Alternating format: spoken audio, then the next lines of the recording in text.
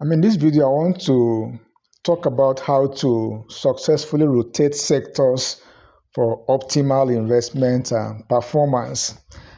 Sector rotation investing is a strategy where investors shift their investments between different sectors of the economy, based on and anticipated economic cycles, market conditions or trend. The goal is to capitalize on the relative performance of various sectors to achieve high returns. Here is a breakdown of its key features, the benefits, as well as the pitfalls of sector rotation investment strategy. I want to highlight the key features in this particular concept. Number one is economic cycle awareness. Economic cycle awareness. And this involves adjusting our investment based on where the economy is in, at a particular moment in the cycle. Is it expansion? Is it the peak? Is it the contraction, or is it the recovery phase? So each of these phases, comes with a relevant strategy you are going to adopt when it comes to sector rotation. Number two is sector analysis. Sector analysis. This focuses on identifying which sectors are likely to outperform based on economic indicators, trends, and market conditions. Number three is dynamic allocation. It requires frequent reallocation of investment to different sectors to align with expected economic changes.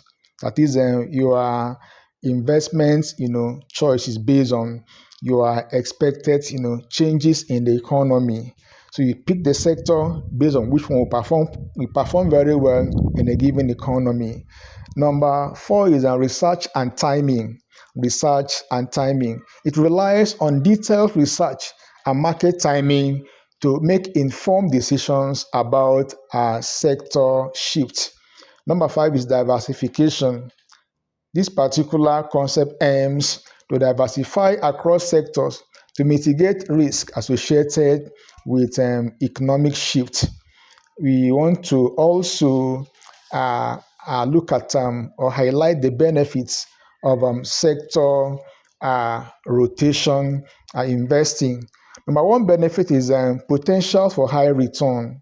Potential for high returns. By investing in sectors expected to outperform, investors can potentially achieve higher returns compared to a static portfolio. When you compare this particular method to traditional investing, you discover that there's that particular tendency of obtaining a higher return. Number two is adaptability. Adaptability. It allows investors to adapt their portfolio to changing economic conditions and market trends, especially, whenever it becomes necessary. This will go a long way in potentially improving the performance of the portfolio. Number three is sector-specific opportunities. Sector-specific opportunities. So in this particular regards, it provides opportunities to capitalize on growth or value in specific sectors that are currently thriving. It helps you to be able to be specific as regards the sector you want to invest in, considering your investment goals and aims in mind. Number four is risk management. Risk management. This can reduce risk by shifting away from underperforming sectors and investing in those with better prospect. If a particular sector underperforms, you do what? You readjust your portfolio so as to be able to invest in a better performing sector. Number five is economic cycle leveraging. Economic cycle leveraging. It exploits the cyclical nature of sectors, taking advantage of periods where certain sectors are more favorable. You go with the favorable ones and then you trim the ones that are less favorable. We want to consider the pitfalls. Of course, every strategy has an advantage, equally have disadvantages. We are considering the pitfalls now. Number one is a market timing risk. Market timing risk requires accurate timing to shift sectors effectively, which can be challenging and may lead to suboptimal results if timing is off. It depends on how you are skillful in timing the market, or else you may get it wrong.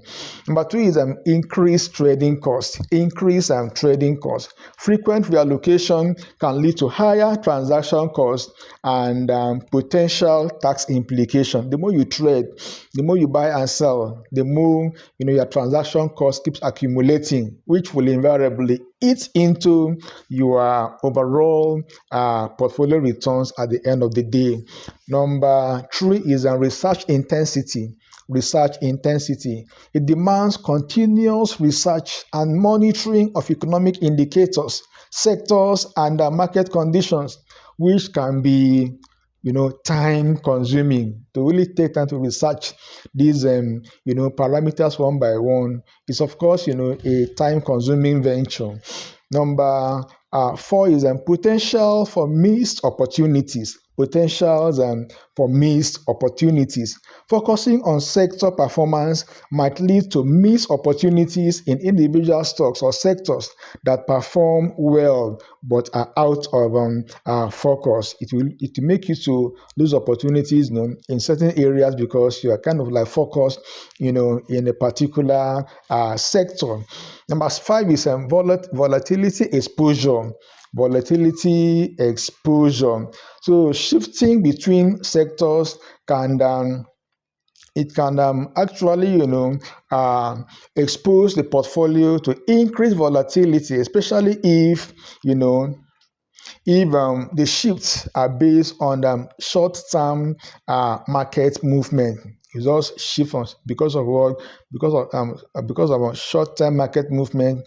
It's not advised. It's not encouraged at all, because it may cost you as an investor. At the end of the day. Number six is over diversification.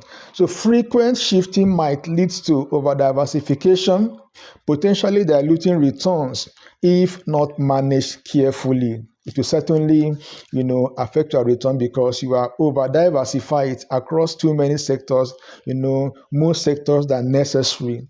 Number seven is lack in sector performance. There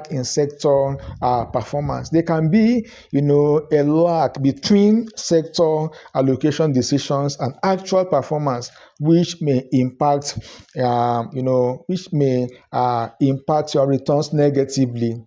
And so sector rotation investing can be a sophisticated strategy for those who are well informed, and can manage the complexities involved. If you are experienced, you are skillful, you are well informed, then this particular strategy is for you. But while it offers the potentials for enhanced returns by leveraging economic cycles, it also requires careful planning and execution to avoid common pitfalls. It's a very wonderful strategy. I would like you to study, and if you feel it's suitable, you can adopt this particular strategy. Please like this video and subscribe to this channel so that I can be bringing up content of this nature to you as a would-be or a potential investor.